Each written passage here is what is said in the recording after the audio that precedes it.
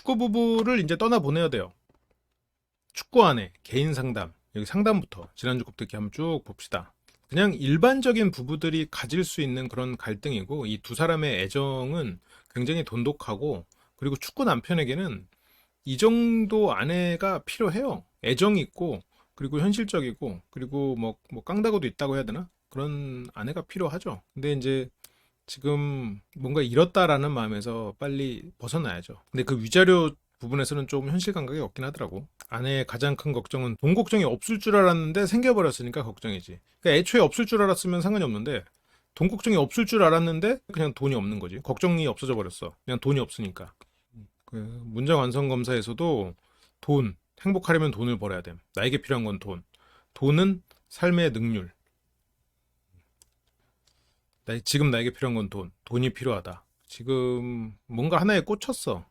돈에 그 하나는 돈이고요. 그러니까 돈이 없어도 행복하게 살 수는 있는데 돈이 있으면 더 쉽게 행복하게 살 수 있기는 하죠.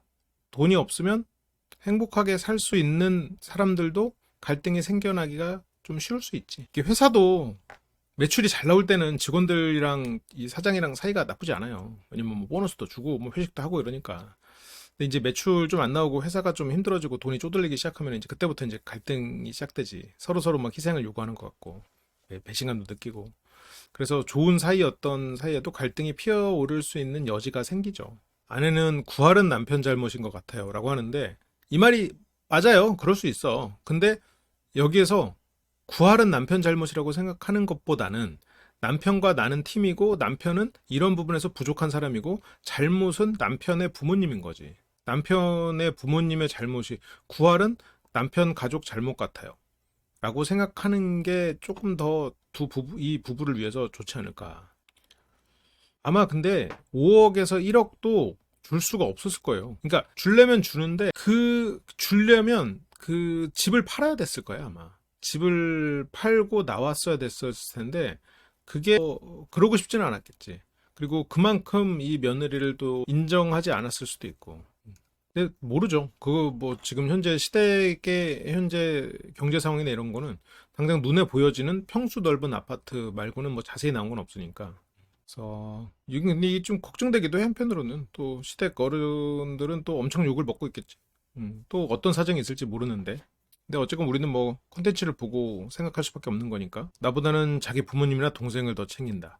이게 이 아내의 가장 큰 상처죠. 남편이 돈으로 거짓말했다. 이것도 크지만 이 아내는 나보다 지 가족을 더 사랑한다가 지금 더 큰 상처예요. 근데 그 이유가 이 아내는 남편에 대한 애정이 있기 때문이죠. 그냥 돈, 끝. 이랬으면 이렇게 안 싸워요. 그냥 정리했지. 돈이 없어? 정리. 이렇게 됐을 가능성이 있겠지.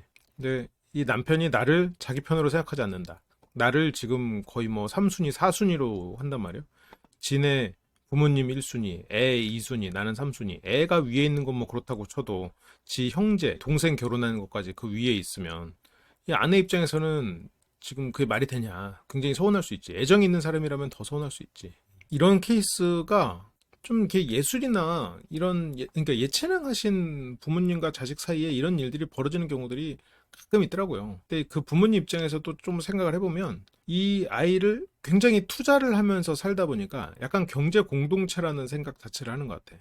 애초에 투자한 돈이 워낙 커서 그거를 그냥 우리가 보통 학생들처럼 뭐 학비까지는 대주고 네가 버는 돈 그냥 네가 가져라 이렇게가 안 되는 수준으로 투자를 하는 경우도 있더라고요. 그래서 좀 다른 것 같기는 해. 예체능 하시는 부모님들이 자식을 바라보는 게 조금 다른 기대감과 다른 경제 구조로 되어 있는 경우가 많기는 한 것 같아. 그러니까 이게 아예 부자여버리면 뭐 얘한테 투자하고 다른 애들도 키우고 이렇게 되는데 이게 막 그렇게까지가 아니면 다른 형제들까지도 희생을 하면서 한쪽에 몰빵을 하게 되고 그러다 보면 이제 그런 부분에 있어서 그 몰빵 받은 아이 입장에서는 또 과도한 책임감에 짓눌릴 수밖에 없게 되죠. 맞아. 형의 죽음까지도 있고 했었으니까.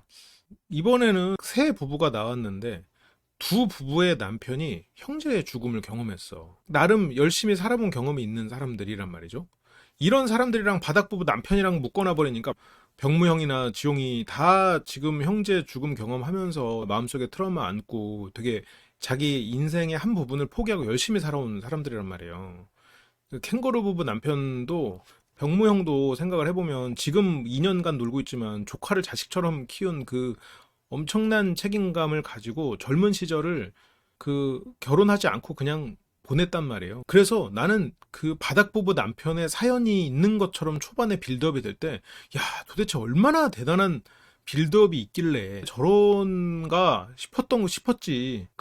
그런데, 아, 나 진짜 어이가 없어가지고. 술 끊기 힘들죠. 참, 뭐든지 중독이 그래. 이 사람이 아무리 좋은 인성을 가지고 아무리 의지가 있어도 자기 의지로 안 되는 정도의 것들이 좀 있죠. 여기서 상담사님이 그 돈 다음 생에도 못 받는다. 잊어버려라. 이 돈은 끝난 돈이다. 내가 봐도 그래. 그 돈은 지금 그 형이 무슨 사채 쓰고 어쩌고 해가지고 거기서 지금 이 축구 남편 아버지가 가서 뭐 무릎 꿇고 빌고 어쩌고 했다는 것까지도 보면 그런 거 빚 처분하는데 돈 거의 다 썼고 빌라 사는데 동생 또 남편 동생한테 또 빌라 사주는데 거기다 들어갔고 그리고 지금 집으로 들어갔고 그럼 현금 없다고 봐야 돼요.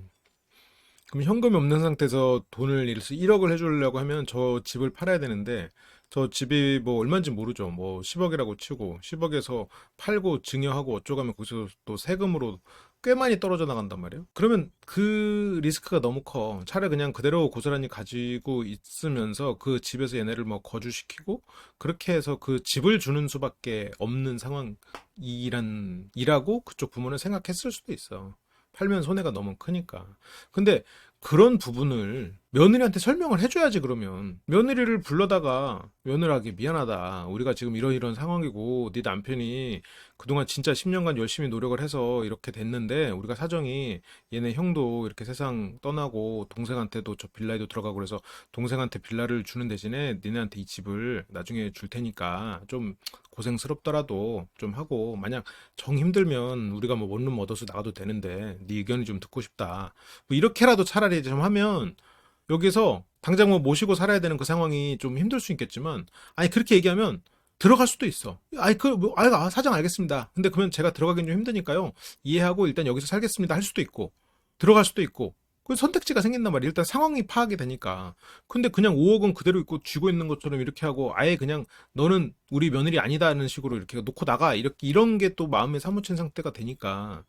그리고 또 남편은 그런 거에 대해서 제대로 얘기를 듣고 오지도 못하고 남편이 거기 가서 아 엄마 아빠 왜 돈 안 줘요? 뭐 어떻게 된 거예요? 그래서 듣고 아 내가 가서 진짜 따졌거든. 아 진짜 우리 둘이 진짜 잘 살자. 나중에 어떻게 되더라도 하면서 아내 편을 들면 또 그래도 괜찮을 텐데 이게 지금 아내 입장에서는 이 사람 믿고 지금 아프리카에 왔는데 이 사람이 지금 한국말로 얘기도 안 하는 거야. 약간 남편 믿고 외국으로 온 사람이야. 외국인 뭐 그렇지 아프리카에 사는 남편한테 시집간 느낌일 거라고 지금 거기 혼자 그냥 동떨어져서 인정도 못 받고 당장 주변에 아는 사람도 없고 그러니까 시부모님이 이상한 핑계를 대니까 그렇게 뭐 큰 집에서 살고 싶으신단다. 니네 아버지 뭐 그건 말도 안 돼. 그렇게 가면 안 되고 현실적인 얘기를 해줘야지. 그러니까 넓은 집이 꿈이었는데 그걸 깨야겠냐. 말도 안 되는 게 아, 그래 뭐 평생에 꿈이셨으니까. 근데 그 꿈은 아니 왜 자식 돈으로 본인 꿈을 이뤄. 자식 돈으로 꿈을 이룰 수도 있지. 일단 자식이 어느 정도 수준이 되고 나서 남는 돈으로 내가 뭐 꿈을 이룰 수도 있겠지. 그러니까. 그래, 이 돈을 일단 잊어버려야 돼. 여기서도 이제 상담 선생님이 말하네. 남편이 평생 안고 갈 부모님에 대한 마음의 빚. 시댁에서 받아야 될 돈 포기할 수 있냐? 근데 저는 포기하는데 남편이 포기를 안 했으면 좋겠어요.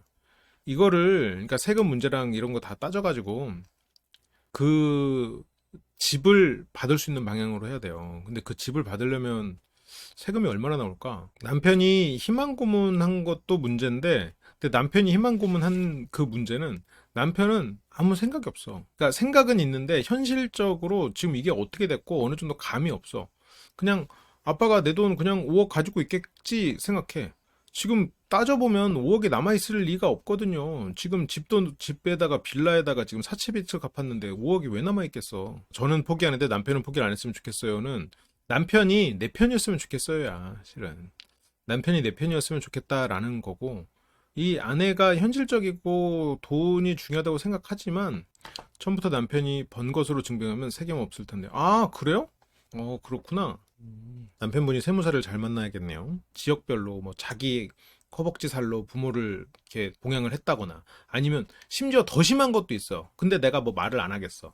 아무튼 더 끔찍하고 더 그런 것을 마치 굉장히 막 효자, 효부 막 이렇게 해가지고 그러다 보니까 결혼을 하고 남편이 막 그런 효자야. 그래서 돈을 많이 버는데 버는 돈을 전부 가족들한테 다 줘. 그냥 예체능이 아니고 그냥 일반 직장인인데도 그렇게 되고 그러면 아내가 예를 들어서 남편한테 그러지 마라. 우리 먹고 살아야지. 근데 야, 내가 지금 부모님한테 받은 게 얼마인데 지금 이제부터라도 벌면 되지. 그렇게 하거든요. 근데 된통 당해가지고 아 결국 내가 먹고 살 거 내가 챙겨야 되는구나라는 거를 진짜 그걸 깨닫고 나면 아 내가 그동안 너무 밑반찬독에 물을 부었구나. 그러니까 막 더 해드려야지. 더 아니 해드리는 거 좋아요. 부모님 해드리는 건 나쁘다고 생각하지 않아. 너무너무 훌륭한 일이지. 근데 내가 잘 사는 모습을 유지하고 내가 부모님한테 손 벌리지 않는 것도 중요한 시대가 된 거예요. 이제는 시대가 바뀌었어. 예전에는 시대가 확장되는 시대였기 때문에 자식이 부모보다 거의 잘 살 확률이 커. 왜냐면 점점점 세상이 확장되고 있으니까. 근데 지금은 세상이 축소되고 있어가지고 자식이 부모보다 못 살 확률이 더 커요. 예전에 우리 부모님 세대는 물론 세상이 전체적으로 못 살았지만 지금은 일할 기회도 적게 주어진단 말이에요. 지금 세상이 축소되고 있어. 지금 우리나라는 특히나. 그래서 그 문화는 바뀌어야 된다고 봐요. 이게 부모를 이게 제 상담 많이 들어보신 분은 아시겠지만 내가 부모님과 연 끊으라고 난 웬만하면 안 해요. 당연히 부모님 모셔야 되고 부모님과 화해를 하고 부모님을 이해하는 게 그 사람 인생에서 굉장히 중요한 일이라고 항상 얘기하지만 근데 이 부모님에게 모든 거를 끝없이 퍼주는 거랑은 다른 얘기야. 요즘 세대들은 안 그러지 않을까요? 뭐 적겠죠. 예전보다 훨씬 적겠지. 그래서 지금 아내는 돈 문제라고 생각하지만 돈도 문제지. 돈이 문제지. 하지만 돈보다 더 큰 마음의 상처가 지금 굉장히 커요. 두 가지로 큰데 남편은 내 편이 아니다. 나는 언제든 혼자가 될지 모른다는 생각. 내가 이 새끼 하나 믿고 지금 이 먼 마음적으로 아프리카 땅에 와가지고 지금 여기 니네 나라에 와가지고 사는데 너는 내가 아닌 다른 사람만 다 챙기는구나 라는 생각이 굉장히 지금 서운할 거란 말이지. 그리고 언제든 버려질지 모른다는 생각. 이 사람의 시어머니도 나가라고 했고 이 사람도 심지어 나를 두고 죽으려고 했어. 언제든 버려질지 모르는 생각이 트라우마로 남을 수밖에 없어. 그래서 남편이 생각하는 원인은 저희 아버지가 11년간 월급 관리를 한 아버지. 형의 월급도 아버지가 가져가고 삼형제 월급을 모두 관리했고 근데 형의 어떤 그런 죽음과 아버지가 돈을 관리를 다 했다는 것도 평범하지는 않죠. 방송에서 나오지 않은 무언가가 더 있을 거라고는 생각은 들어. 이게 그냥 축구 선수여서 돈 관리를 다 아버지가 했다 뭐 그러면 그럴 수 있는데 돈이 이제 트라우마가 됐고 남편에게 효도란 부모님이 해주신 지원을 갚는 게 효도. 저게 예체능을 하는 사람들 거의 대부분이 가지고 있는 생각이죠. 워낙에 이제 그러니까 인생이 얘를 지원하면서 가족들 전체의 수준이 좀 낮아질 수밖에 없거든요. 좀 더 덜 쓰고 뭐 조금 더 안 좋은 곳에서 지내고 그럴 수밖에 없을 정도로 지원을 해주잖아요. 그러다 보니까 이제 그거를 경험하고 계속해서 간접적으로든 직접적으로든 주입이 되긴 하지. 갚아야 된다는 생각이. 그래서 갚았다기보다는 갚아오면서 지냈던 것 같아요. 이게 지금 지용이는 정신 못 차렸죠. 워낙 효자라. 아유, 지용이라면 안 되지. 남편분은 정신 못 차렸죠. 갚아오면서 지냈다. 끝이 없는 거야. 저거는 심리적인 거거든. 내가 얼마를 벌었고 얼마를 투자받아서 얼마 정도 갚았다. 아, 이 정도면 참 많이 해드렸구나. 이제 또 나도 준비해서 우리 아이를 위한 투자도 해야겠구나라는 생각을 해야 되는데 지금도 이제 갚아오면서 지냈다라는. 그러니까 그 채워지지 않는 책임감. 그러니까 떨쳐낼 수 없는 책임감이지. 결국은 그 안에서 책임감이란 이 갚아야 된다는 생각이 우선인 거야. 실제로 내가 은행에다가 돈을 빌리면 뭐 1억을 빌렸어. 그러면 1억을 갚으면 돼. 다 갚으면 아 갚았다 홀가분해. 근데 얼마를 빌린지도 제대로 몰라. 은행은 고마운 존재야. 그래서 나는 은행에게 항상 돈을 갚아야 돼. 그래서 월급을 타는 대로 내가 생활비서 남은 거 계속 은행에다 줘. 평생을 그렇게 살아. 그거는 잘못된 거지. 은행의 책임감을 가지고 있는 상황이란 말이지.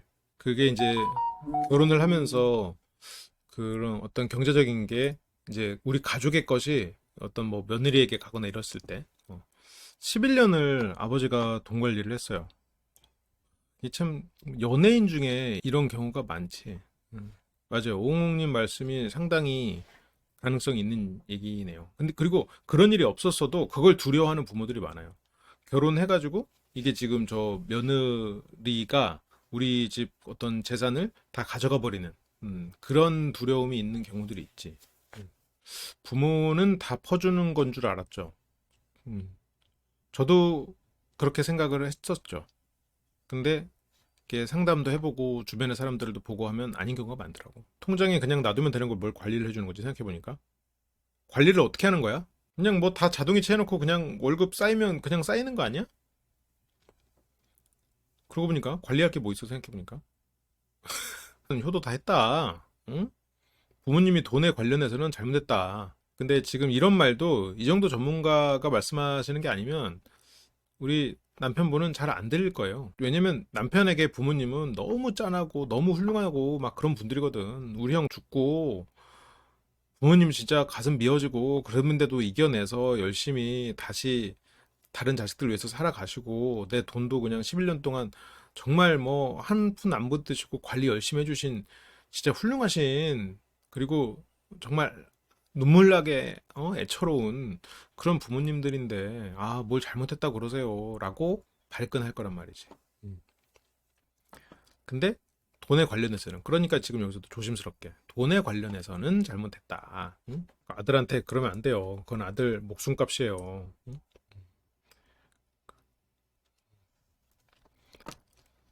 그래서 그치. 인생값. 그래서 시가에 대해서는 부모님 편에서 너무 방어하지 마요. 지금 뻔히 알죠. 저 상태로 가면 결국 자기를 위한 삶이 아니란 말이야. 음. 일단 저 돈은 없다고 생각하고 해야지. 이건 지금 상대사님 말씀 말고 뭐 다른 방법이 없, 당장은 없어요. 원 가족이 우리 가족의 행복을 해치지 않도록 이 우리 가족의 기준을 잘 생각해야 돼. 근데 저게 결혼하고 그 초반에는 우리 가족의 기준을 잘 모르는 경우가 많아요.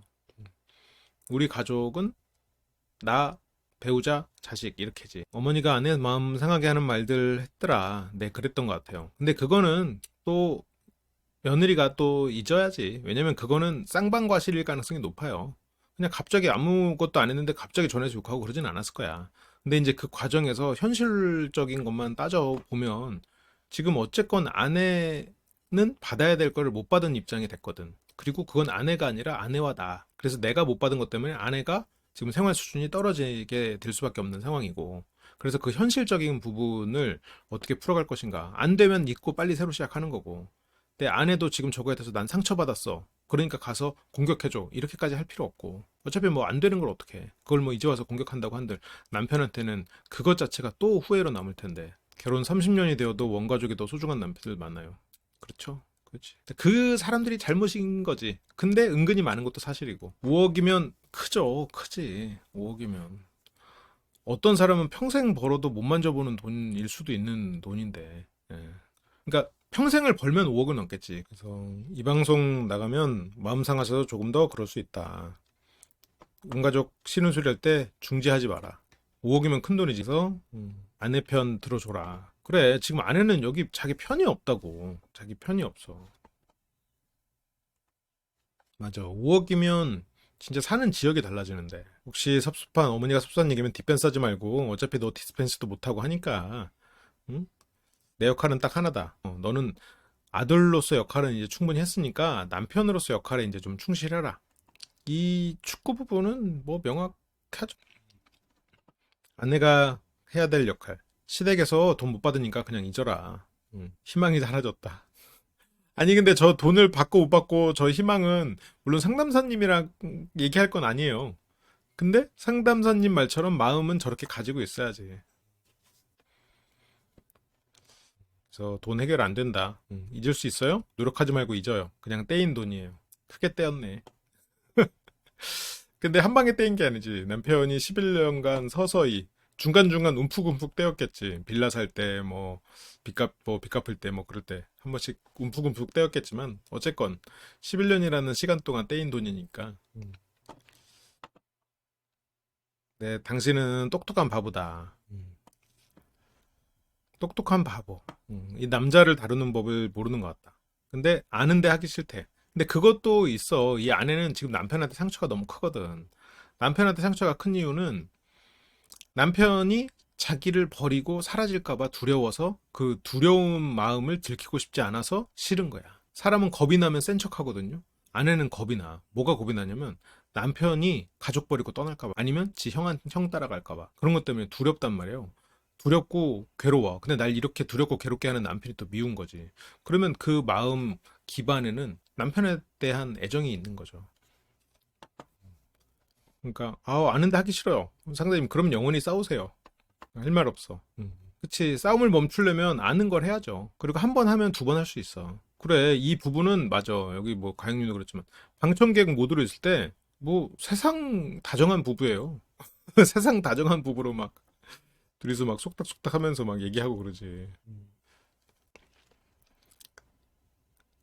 그러면 이 남자를 어떻게 다루면 되냐? 계속 우쭈쭈. 정말 잘난 줄 알고 계속 그렇게 한다. 그래, 잘만 우쭈쩌면 평생 뛰면서 뭐든지 한다. 남편, 그래, 축구 선수 하다가 그 공장에서 일하는 게 쉽나? 그거 진짜 힘든 케이스거든. 저렇게 젊은 나이에 포기하고 저러기가 보통 어려운 게 아니에요. 그리고 심지어 아내가 서운한 부분. 남편은 성실한 사람이니까 원래 가족에게도 성실한 거다. 그래서 남편이 마음만 바꿔 먹으면 지금 이 가족에도 성실할 거다. 그게 그 사람의 속성이니까. 상담사님이 공장을 다녀봤군요. 나는 더 많은 일을 할 수 있는 사람인데 머리가 복잡해져요. 운동장에서 뛰던 사람이 내 공장에서 일하는 게. 근데 그거를 아내가 되게 안쓰러워해요. 그 얘기가 나오면 아내가 눈가가 촉촉해지거든요. 근데 남편을 위해서 슬퍼하는 본인을 들키고 싶지 않아. 왜냐면 남편 새끼는 놔두고 건물에서 뛰어내리려고 했던 놈이거든. 나한테 그렇게 상처 주려고 했던 놈이라 그걸 들키고 싶지 않아. 남편이 그렇게 공장 다니는 그런 얘기를 듣고 아내가 울어요. 자기가 보기에도 멋있었던 남편이죠. 그라운드를 누비는 멋있는 남편. 그런데 지금 남편은 공장을 다녀. 그러면 그게 내가 보기에도 지금 초라해 보이는 면이 있을 텐데 남편은 스스로가 어떻겠어. 공장 다니는 게 초라한다는 게 아니라 그 그라운드를 누비는 사람들의 스포트라이트를 받는 것과 비교했을 때 고마웠던 것도 자꾸 잊게 되고 그래서 아내는 남편의 인생 코치. 그래서 아내가 지금 전체적인 청사진을 그려야 되고 돈 관리도 본인이 해야 되고. 아니 그래. 아니 남편은 돈 관리를 평생 그 자기 아버지한테 맡겨놨다더니 왜 여기서는 또 자기가 하려고 하는 거야? 돈을 얼마를 쓰고 어느 정도 규모인지를 잘 모르는 것 같아요. 그래. 이 집은 이제 아내가 좀 똑부러지게 관리를 해야 되고 오히려 그 수입 구조에 대해서 아내가 정확히 알면 소비를 조절을 할 거예요. 이 아내는 그냥 막 생각 없이 막 쓰는 스타일은 분명히 아닐 거란 말이에요. 그래서 차라리 그냥 아내한테 그냥 맡겨버리는 게 나을 것 같아. 어차피 지금 이 남편이 돈 관리를 그동안에 이 나이가 될 때까지 아버지가 다 해줬는데 이제 와서 뭐 남편이 어떻게 하겠어. 경제활동도 해서 돈의 총량을 좀 늘려라. 그래서 내가 돈을 벌면 돈에 대한 스트레스는 없을 것 같다. 지금은 이제 돈이 자꾸 모자랄 것 같은 그런 순간들이 오니까. 그리고 이게 가장 포인트지. 아내가 봤던 그 장면은 잊혀지지 않을 것 같아요. 굉장히 큰 트라우마로 남을 것 같아. 남편이 죽기 직전의 모습을 보여줬단 말이죠. 마치. 그런 게 굉장히 트라우마로 있겠지. 근데 남편이 저런 행동을 할 수 있는 이유 중에 하나는 나는 죽어야 되는 게 아닌가라는 그런 막연한 죄책감이 존재하거든요. 이제 살아남은 사람들의 그런 죄책감, 이성적인 감정은 아니지. 예. 그래서 기본적으로 본인의 어떤 평소에 그런 생각들이 한 번씩 밀려올 때가 있겠죠. 혼자 있을 때도. 근데 그거를 협박의 용도로 썼다는 게 굉장히 문제고, 그러니까 남편은 아내가 좀 자기 생각대로 자기를 편하게 해주면 좋겠다. 왜냐면 자기는 최선을 다해서 하고 있는데 왜 나한테 그래라는 의도인데, 그럼에도 불구하고 저런 행동을 했다는 건 말이 안 되지. 그 유가족들이 느끼는 감정이죠. 유가족들이 느끼는 감정인데. 그래서 이해는 해요. 이해는 해. 어떤 감정이고 어떤 죄책감이 쌓여서 살아가고 있는지는 알겠어. 그런데 그런 순간에서 본인이 그런 행동을 해버리면 본인이 가진 그런 죄책감이나 두려움을 아내한테 다 떠넘기는 거거든. 근데 그 떠넘기는 과정에서 자기 게 없어지면 뭐 그렇다고 쳐. 근데 자기는 자기대로 남아있고 아내만 더 두 배, 세 배로 고통받는 거란 말이야. 너무 무서워서 바로 가긴 했는데 그래서 상담사가 지용 씨는 죽을 사람은 아니에요. 이렇게 명확하게 얘기해 주는 게 좋죠. 당신은 죽을 사람은 아니다. 그러니까 근데 그러다가 실수로 죽는다. 그러니까 죽을 사람이 아니니까 시도조차 하지 말아라. 그치? 잔소리 그만하라는 목적이죠. 실수로 죽는 경우가 많기 때문에 너는 위험하다. 너 입원해야 되는 부분도 있으니까 앞으로 절대 하지 마라. 그러면서 이제 남편이 자꾸 죽는데요. 이제는 별로 신경도 안 쓰이죠? 신경 안 쓰이지 않아요. 신경이 쓰이기 때문에 신경이 안 쓰이기로 한 거야, 이건. 무섭지가 않는 걸로 더 나 안 무서워 라는 걸 증명하기 위해서 코드숨을 쳐. 그런 말을 했을 때 더 막 오바해서 나 아무렇지도 않거든? 죽어! 막 이렇게 되는 거지. 지금 아내는 스스로를 보호하려고 하는 거야. 남편이 그런 협박을 할 때 너무 두려우니까 그걸 차단하고 그럴 리 없고 웃기고 있네라고 스스로가 저거는 비웃음거리라고 자꾸 생각하려고 하고 저거를 더 뭔가 가볍게 여기려고 하는 거지. 이거는 아내가 그만큼 상처가 크고 두려워하고 있다고 봐야 돼요. 그치. 근데 이거 우습게 볼 거는 아니다. 그러다가 이제 위험할 수 있다.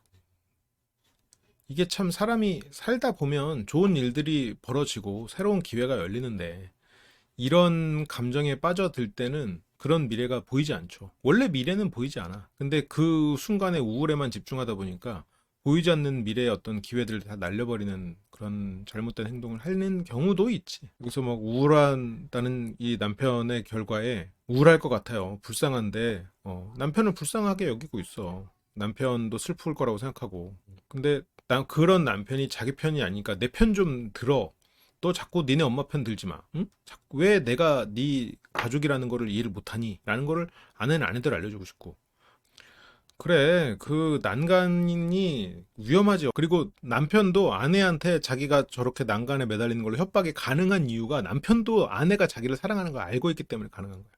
애들이 엄마를 그런 식으로 협박하는 거죠. 엄마가 나를 사랑하기 때문에 그런 협박이 먹히는 걸 알아. 화가 안쓰러움을 이기더라고요. 안쓰러움을 이기려고 화를 더 내는 것도 있지. 그래서 화를 더 내므로써 그걸 덮어버리려고 애를 써. 이 마음을. 안쓰럽고 사랑하는 마음 이런 거를 다 덮는 거야. 안쓰럽고 슬픈 감정이 막 올라와. 사랑하는 마음도 커. 아니려고 하는 거야. 더 노력해. 화내려고 노력해. 그래서 남편이 어른이 좀 돼야 돼. 일단 가족으로부터 분리돼야죠. 다음 생에도 어른 되기 어려우니까 응? 남편 잘못 지적할 때 그렇게 이름 부르고 애 취급하지 마라. 네가 이렇게 애 취급하면 그렇잖아도 어른이 안 된 남편이 뭐 어른이 되겠냐. 응? 그래서 남편은 아직도 선수고 싶고 감독을 원하죠. 남편의 마음속의 감독은 부모. 이제는 아내가 그 역할을 해야 돼. 좀 똑부러지게 꿰차야 돼. 아내가 남편에게 그 생활적인 면에서 어떤 지적인 면에서 인정을 받아서 남편이 전면 항복을 해야 돼. 이건 남편은 어차피 지금 자기가 관리하고 이럴 수 있는 엄두가 안 날 거야. 그래서 이 상담사님이 당신들 참 예쁜 부부다. 상담사님 입장에서 생각하면 예쁜 부부지. 지금 생각해보면 얼마나 이뻐. 지금 방금 바닥 부부가 여기 앉았다가 나갔다고 생각하면 굉장히 이뻐 보일 수밖에 없다. 지금 이 부부는 남편은 성실하게 일하고 있고 그리고 아이 열심히 키우려고 하고 지금 가족 생각하는 어쨌건 그런 부부들 애정도 있고 성실하게 노력하려고도 하고 뭐 지금 이 두 사람 개개인으로 따지면 과한 문제도 없고 이 두 사람은 실은 좋은 부부의 모습이에요. 특별한 문제 이 시부모 시댁의 문제 이 돈 문제 이것만 없으면 물론 그게 좀 크다면 크겠지만 둘의 특성도 너무 좋고 근데 이제 몇 가지 정리가 필요하다. 아내도 일하고 남편도 일하고 아이 이제 어린이집 가면 아내는 이제 어린이집에 데려다 주고 일하고 끝날 때 이제 픽업하고 뭐 이런 식으로 해서 해야지. 시가에서 돈 못 받으니까 시가에 대한 물질적 부양 이제 끝내고 이제부터 이제 시작해라. 경제권은 아내에게 공동가계부를 사용해라. 영민한 아내, 성실한 남편. 조합이 좋네요, 진짜. 이렇게 이제 서로 팀이 되라. 몰아붙이지 마라. 지적보다는 칭찬으로. 남편의 장점 적어오기 숙제를 냈군요. 꼴 보기 싫어서 장점이 안 보이는데. 아니 여기 왜 남편 장점 많은데 잘생기고 성실하고 근면성실, 아이와 잘 놀아줌, 운동을 잘 알려줌. 아니 운동 좋아하고 성실하고 아이랑 잘 노는 아빠면 최고지. 그리고 내가 가고 싶다고 한 곳은 꼭 데리고 가주는 거. 야 이건 방송에서 안 나왔잖아. 그런 남편인지 몰랐는데 그게 마누라의 어원이었군요. 네. 이런 걸 생각 못 했던 것 같아요. 남편을 인정해주고 고마워해야 되는 그런 거를 제 스스로에 있었고, 남편이 그래도 날 위해서 해줬던 게 진짜, 꼭 데리고 왔었구나. 저거 생각보다 쉽지 않거든. 그리고 막 일하고 그러면 주말에 또 자게 되고, 이 두 분은 이렇게 젊은 나이인데 기억조차 나지 않는 마지막 포옹이라니. 남편은 아내를 언제 안아줬어요? 기억나지 않는다. 포옹은 안 해도 이렇게 관계는 잘 하고 있겠죠? 아니, 이게 내가 지금 뭐 일부러 뭐 야한 얘기를 하거나 이렇게 뭐 수준 낮은 얘기를 하려는 게 아니고, 진짜 부부에게 적정한 서로의 그런 관계를 유지하는 거는 평소에 정서적으로 그 화를 내지 않게 하는데 상당히 도움이 됩니다. 평소에 화를 컨트롤 하는데 이 부부 간의 관계는 좀 필요하죠. 도움이 되죠. 이게 좀 약간 기대가 큰데 못 그게 채워지지 않으면 좀 이렇게 화로 이어지는 경우가 있기는 있죠. 있기는 있지. 그래서 이게 뭐 연인 상담이나 부부 상담을 할 때 이래도 안 풀리고 저래도 안 풀리고 도대체 뭐가 문제지 하고 찾다 보면 결국은 이제 그렇게 해답이 나오는 경우도 있어요. 전생보다 멀게 느껴지는 포옹의 기억. 약속의 의미를 담고 포옹하라고 하니까 이게 갑자기요? 남 같대. 목덜미를 긁는 걸 보면은 지금 살짝 얼굴이 빨개진 느낌도 있고, 그, 그렇게 두 사람, 포옹으로 마쳤고요. 서로가 이제 자기들 모습을 보면서 좀 한심하게 생각했고, 아직 아이가 어려서 말은 못해요. 근데 아이가 말 그래도 하던데? 조금씩? 그- 근데 벌써 뒤에서 이제 아이의 목소리가 들린다고 하니까 여기서 막 눈물바다가 된단 말이야. 아니, 이렇게 지금 아이에 대해서 애정이 있는 부모가 뭘 이혼하니, 뭐 난간에 매달리니, 뭐 그런 짓을 하고 있어. 아빠가 절 위해 꿈도 포기하고 열심히 일해줘서 정말 감사해요. 이렇게 말하는 아이는 한 40살 돼야 되는데. 그리고 엄마 하고 싶은 거 장난감이랑 먹고 싶은 거 다 있게 해주셔서 너무 감사해요.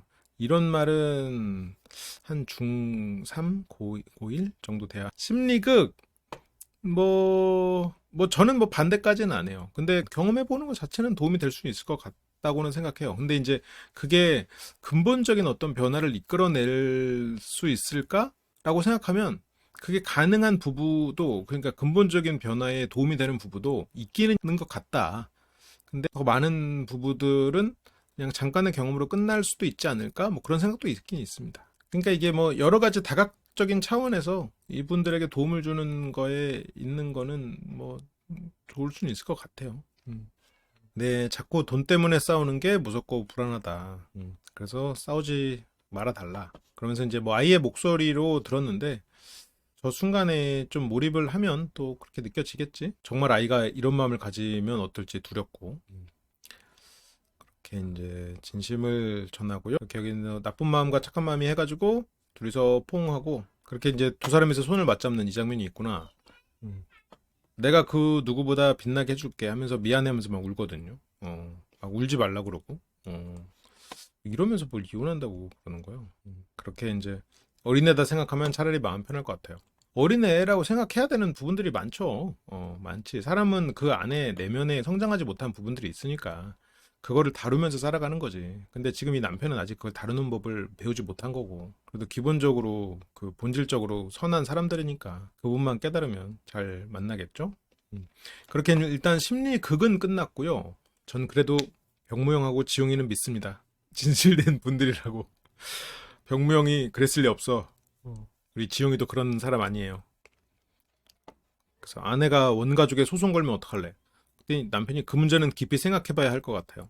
생각하고 싶지도 않은 거지 지금. 만약 나한테 상담을 오셔서 연봉 반환 소송을 한다면 승소 가능성이 있다. 야, 이런 식으로 영업을. 자, 여러분들 지금 여기 축구 부부 남편 같은 상황이 있으면 오세요 라고 지금 영업을 하고 계시는군요. 그래서 그걸 한번 생각을 해보세요. 그래서 시어머니한테 소송 걸어서 시댁의 재산을 받을 수 있나. 근데 이게 되게 그 개념을 알아야 될 것 같아. 그러니까 지금 이 아내는 남편하고 나를 팀이라고는 생각하고 있어. 그러니까 팀이라고 생각하고 있고, 근데 어쨌건 남편이 시부모님한테 사기를 당한 거지, 아내가 남편한테 사기를 당한 거랑은 또 다르단 말이죠. 그래서 시댁의 재산을 확인을 하면 남편이 소송을 해야 된다. 그래서 피해자는 남편이다. 남편에게 속았다라는 그런 생각이 들 수 있는데 남편의 문제는 지금 돈을 안 갖고 오는 게 문제가 아니라 지금 목숨을 건 협박 그게 문제다. 그래. 이 남편이 부모한테 소송을 뭐 어떻게 걸겠어. 그래서 위자료를 받을 거면 남편한테 받을 수 있는 상황이군요. 그게 트라우마로 남아있고. 저게 경험해보지 않은 사람은 모르겠죠. 그냥 지금 저 아내가 막 웃기고 있네? 약간 이런 식으로 반응하니까 아내가 별 상처가 없을 거라고 생각할 수가 있는데 전혀 그렇진 않는다는 말이죠. 근데 남편은 협박의 의도가 없었대. 근데 저게 내가 죽는데 왜 그게 협박이죠? 라는 논리가 통하지 않아. 저건 협박이야. 내가 없어짐으로써 이 사람에게 남편이 사라지는 거니까 내가 이 사람이 남편을 죽이는 거지. 그러면 네 남편 죽이겠다는 협박이 되는 거여서 이건 협박죄가 맞다고 해요. 그래서 내가 죽는다도 협박이 될 수가 있는 거지. 지용아, 아유, 너 협박한 거야, 지용아. 너 아내한테 협박하고 싶니, 지용아? 변호사님이 방송을 이 편을 안 보셔가지고 협박이 맞죠. 이게 남편이 이 부분은 이제 완벽히 고쳐야죠. 되게 보기 좋은 잘 헤쳐나갈 것 같은 부부에서 가장 큰 위험 요소. 이건 바꿔야지. 그래서 죄롭어도 성립된다고 하니까 충격 받았어요. 근데 이게 정말 트라우마가 되거든요. 근데 부모가 자식한테 이런 식으로 화내는 경우도 많아요. 너나 죽는 꼴 볼래라는 거를 되게 진지하게 울면서 하시는 그런 게 아이들한테도 이제 트라우마로 남지. 물론 뭐 여기서 남편분이 그런 경험이 있는지 없는지는 뭐 전혀 몰라요. 뭐 어떤 훈육을 받았는지 모르겠지만. 그래서 그런 건 좀 정말 조심해야죠. 조심해야지. 되게 많이들 한 번쯤은 많이들 하는 화 표현이기는 하죠. 많이 한다고 해서 해도 되는 건 아니고요, 당연히. 그래서 제문업을 제가 판 거죠. 지금 아내는 어차피 위자료를 받을 마음이 없어요. 애초에 이혼할 마음이 없거든. 이혼할 마음이 없어서 그동안 제가 쓴 것만큼 한 2억? 그래서 뭐 때려서 진단서가 있거나 바람을 피거나 그럴 때 이제 위자료는 한 2, 3천만 원 그런 게 아니니까. 그래서 저는 저희 남편이 가지가지로 심각한 쓰레기인 줄 알았어요. 그러면서 이제 좀 애매해요. 아파트 보증금 4천, 남편 퇴직금 300, 생활비 대출 4천, 신혼 그러니까 이게 대출금이 4천에다가 보증금 4천이고 그러면 애초에 뭐 나눌 돈이 별로 없어요. 뭐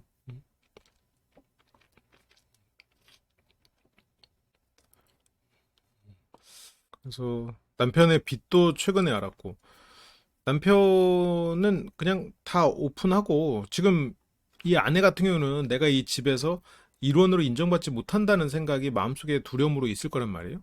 근데 지금 남편까지도 뭐 이런 거를 막 뒤늦게 알려주고 이러니까 아내는 지금 나를 속이려고 이러나? 나를 인정하지 않나? 이런 생각인데 남편은 그냥 아유 뭐 나중에 말하면 되지 뭐 또 말했다가 또 아예 괜히 혼나니까 아유 나중에 말하지 뭐 이렇게 하다가 됐을 거란 말이죠.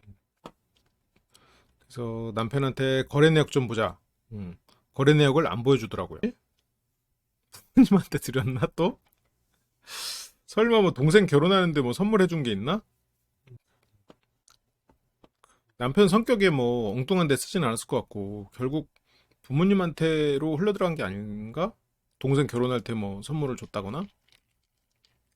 그래서 재산 분할하면은 지금 아내 쪽은 플러스 남편 쪽은 마이너스 재산만 있어가지고 재산 분할로 하면은 손해다.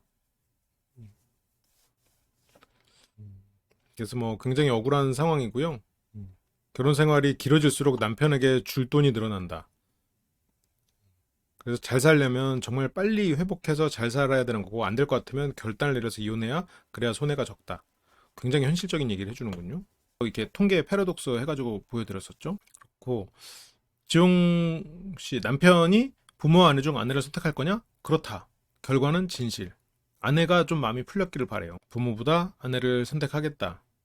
이게 어떻게 하루 만에? 하루 만에가 아니야. 그건 원래 그랬어. 아내는 소송을 걸어서라도 시댁에게서 돈을 받아오고 싶습니까? 아니오라고 하는데 이런 마음은 좀 있을 수 있지. 결과는 거짓.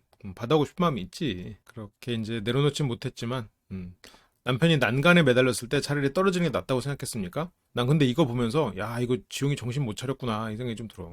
야 쥐가 한 걸 가지고 뭐 상대한테 그거를 뭐 낫니 어쩌니 쥐가 해놓고 이거는 좀 그래. 괜히 언급하면 안 됐었어. 근데 그렇지 않다고 말했는데 지금 저 질문 나오자마자 또 눈물이 막 흐르거든. 이거는 지금 아내한테 지금 큰 상처인데 이게 지금 남편이 그걸 잘 모르는 것 같아. 이게 얼마만큼 그게 큰 트라우마로 남아있는지. 근데 이제 남편은 아내가 정말 내가 없어지길 바라나? 그 두려움이 있으니까. 이게 남편도 아내에 대해서 애정이 있으니까 저 말을 물어보는 건 맞아요. 근데 남편이 보기에 아내는 너무 당당하고 너무 막 이렇게 막 비꼬면서 비웃고 이러니까 진짜 처음에는 무릎 꿇고 빌고 제발 가지마 이랬는데 이제 와서는 또 그러니까 진짜 이 사람이 내가 없어지길 바라는 건가? 라는 또 두려움이 생긴 거지. 남편이 그런 면에서 좀 애 같은 면이 있긴 있죠. 최근까지 싸울 때도 응, 너 어차피 안 뛰어내릴 걸 아는데 응, 그 말에 또 충격 먹었지. 그러니까 남편은 아내가 자기를 소중하게 여기고 나 없으면 못 사는 사람이길 바래. 그러니까 그걸로 협박이 가능한 거야. 아내도 남편 없으면 못 살아. 아내를 남편을 사랑하니까. 그래서 그 협박이 통하는 거야. 통해서 마음이 두렵고 힘든 거야. 그래서 안 힘든 척 비꼬는 거고. 맞아. 심리극에서 차라리 이걸 다뤘어야 되는 게 아닌가 싶기도 하고. 그러면서 여기서 이제 바닥 부부 아내 천사 씨께서 이게 생각은 할 수 있죠라고 또 이렇게 좀 살짝 두둔해주고요. 결과는 판정 불가. 판정 불가가 나온 이유는 트라우마로 인해 순간 긴장했다. 이게 트라우마 반응이 나온 거야. 이게 그러니까 판단이 안 되는 거지. 그래서 판단하기 애매한 판정 불가. 걔 이제 마지막 최종 조정으로 넘어갑니다. 최종 조정으로 뭐 이 정도로 하고 그래서 뭐 어떻게 결론이 났죠? 마지막 어떻게 결론 났나만 보자. 아내는 경제권 관리하고 그래 여기는 경제권 관리해야지. 공동 가계부를 쓰고 그래서 서로가 좀 투명해야 돼. 지금 근데 남편은 그냥 아버지한테 다 맡겨놨고 지금도 아내가 막 하니까 모르겠고 내가 알아서 할게. 근데 자기가 잘 못해. 약간 그런 상황이니까 지금은 일단 수면 위로 올려서 그리고 아내가 지금 하나하나 따져서 지금 하는 게 나아. 그래서 본인 씀씀이도 본인이 관리를 하는 게 낫고 부부의 서로의 호칭은 자기야로 통일하고 싸웠을 경우에는 남편 강주용은 아내에게 누나라고 부른다. 이 누나 이렇게 하면 괜찮은데 누나? 지금 누나가 나보다 그래도 2년을 더 살았으면 그래도 700일을 더 살았고 그랬으면 지금 한 몇천 일을 더 깍두기를 드셨을 텐데 그거밖에 생각 못 해요, 누나? 누나가 먹은 그 3,000개의 깍두기는 헛된 것이었나? 누나. 깍두기가 아깝다. 누나. 이러면 안 된다는 얘기지. 이거 좀 부드럽게 이게 호칭도 이렇게 억양도 녹음을 해놔야 되지 않을까. 그리고 남편 강주영은 음, 부모님에게 지평수를 줄여서라도 금전적 지원을 해달라고 요청한다. 그래. 요청하는 모습만 보여주는 것도 좋지. 맞아. 그래서 축구 남편이 누나 이러니까 옆에 있는 변호사가 갑자기 좋아해. 이 변호사님, 이게 주책이셔. 주책이셔. 그러니까, 지금, 이 아내는 남편이 내 편임을 증명해주면 돼. 그거면 돼요. 그거면. 그리고 4번. 이거가 조정 상황에 들어가야 돼. 이건 무조건 지켜야지. 협박하지 않는다. 그리고 아내 이다음 모르게 채무를 발생시킬 경우 전액 혼자 스케입니다. 이건 새롭게 발생시키지 말란 얘기지. 남편이 퇴근하면 반겨준다. 그치. 이거는 뭐 당연한 거고.